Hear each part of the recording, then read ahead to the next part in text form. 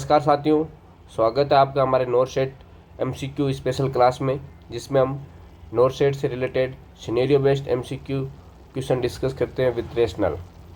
तो आज की क्लास शुरुआत करने से पहले अगर आप इस चैनल पर नए हैं तो आप चैनल को सब्सक्राइब जरूर कर लीजिएगा और बेल आइकन पर क्लिक करना ना भूलें। तो आज की क्लास स्टार्ट करते हैं विद फर्स्ट क्वेश्चन के साथ। तो पहला क्वेश्चन है, the client with increase intracranial pressure is receiving mannitol. Mannitol is an osmotic diuretic. Which intervention should the nurse implement? Question पूछ रहा है कि एक क्लाइंट है जिसका इंट्राक्रैनियल प्रेशर बढ़ा हुआ है, वो मैनिटोल एक ऑस्मोटिक डायूरेटिक रिसीव कर रहा है। तो एज ए नर्स आपका सबसे बढ़िया इंटरवेंशन कौन सा होगा मैनिटोल एडमिनिस्टर करते टाइम? तो फर्स्ट ऑप्शन है, monitor the client's complete blood cell count. Second, do not administer the drug if the client apical pulse is less than 16. Ensure that the client's cardiac status is monitored by telemetry. Use a filter needle when administering the medications. चारों option दे रखे हैं, जो best option आपको लगता है वो आपको implement करना है या इंटरवेंशन करना है एज ए नर्स। तो इसका जो करेक्ट आंसर है वो है option number 4, use A filter needle when administering the medications. Filter needle का यूज मैनिटोल एडमिनिस्टर करते टाइम हमें इसलिए यूज करना है क्योंकि मैनिटोल एक ऑस्मोटिक डायूरेटिक है जिसमें क्रिस्टल बने हुए होते हैं। तो वो क्रिस्टल फिल्टर नीडल से फिल्टर हो जाएंगे, सीधा बॉडी में नहीं जाएंगे, इसलिए हमें फिल्टर नीडल का यूज करना है।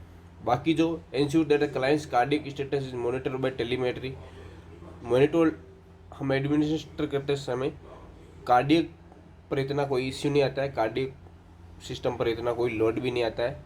टेलीमेट्री क्या होता है? टेलीमेट्री मीन्स हम पेशेंट्स का cardiac activity plus respiratory pattern plus और ऑक्सीजन सेचुरेशन मॉनिटर करते हैं, उसको टेलीमेट्री बोलते हैं।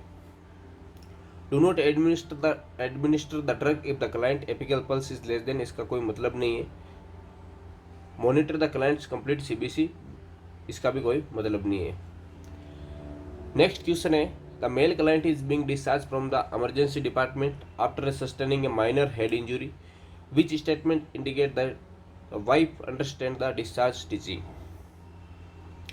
एक मेल क्लाइंट है, वो इमरजेंसी डिपार्टमेंट में डिस्चार्ज कर दिया गया उसको माइनर हेड इंजरी के बाद में। अब कौन सा ऐसा स्टेटमेंट है कि वाइफ अंडरस्टैंड समझ गई कि हमें अगर कोई डिस्चार्ज के बाद में ऐसी कोई कॉम्प्लिकेशन दिखे या ऐसे कोई साइन एंड सिम्टम दिखे तो हमें तुरंत वापस हॉस्पिटल में लेके आना है। तो जो फर्स्ट है, my husband will be hard to work up for a couple of days. He doesn't need any pain medications because I have some at home. I should not give my husband anything to eat or drink for 12 hours. I will bring my husband back to the emergency room if he start vomiting. तो इसका जो correct answer है वो option 4 है, क्योंकि option 4 में लिख रखा है I will bring my husband back to emergency room if he start vomiting. अगर वो वॉमिटिंग वापस स्टार्ट करता है तो उसका मीन्स है ICP उसका वापस बढ़ गया है और कोई ना कोई ब्रेन के अंदर हेड इंजरी की वजह से या तो हेमोरेज हो गया या इंट्राक्रैनियल प्रेशर बढ़ गया है। इसके लिए हमें तुरंत नियर हॉस्पिटल लेके जाना है। I should not give my husband anything to or drink, और ये इसका कोई रेशनल नहीं है, हम दे सकते हैं। हेड इंजरी अल्टर्ड कॉन्शियसनेस नहीं रहना चाहिए, एकदम सही बातें कर रहे हैं, सही ओरली इनटेक ले रहा है तो हमें दे देना चाहिए। पेन मेडिकेशन देनी चाहिए, वो भी घर वाली नहीं, विद प्रिस्क्रिप्शन ऑफ डॉक्टर्स, जो डॉक्टर प्रिस्क्राइब करता है वो देनी चाहिए। My husband will start to work up for couple of days, इसका भी कोई रेशनल नहीं है। फिर बात करते हैं नेक्स्ट क्वेश्चन की। Nurse is caring for a female client who sustain a close head injury 8 days ago due to a motor vehicle accident. Which sign and symptom would alert the nurse to complications of head injury.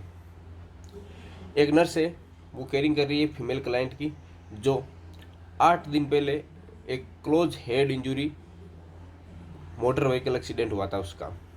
कौन सा ऐसा sign या symptom है जो alert करेगा nurse को कि complication of head injury का कॉम्प्लिकेशन है वो?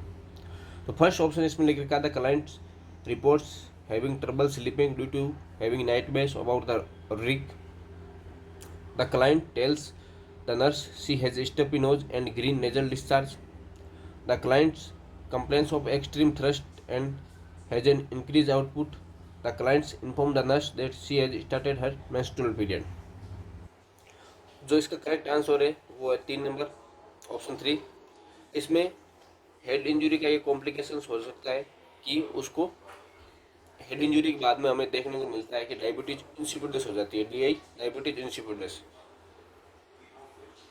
जिसमें एंटी डायूरेटिक हार्मोन की कमी हो जाती है, जिसके कारण किडनी यूरिन आउटपुट ज़्यादा आता है और पेशेंट हाइपोटेंशन होके शोक में भी चला जाता है.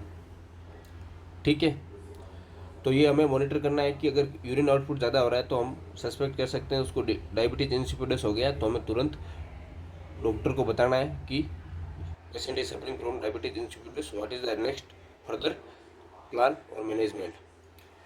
Client inform the nurse, next बाकी के ऑप्शन देख लेते हैं. The client inform the nurse that she has started her menstrual period. ये नॉर्मल है, कभी भी हो सकता है मेंस्ट्रुअल पीरियड, इसमें कोई इन्फॉर्मेशन की वो ज़रूरत नहीं है.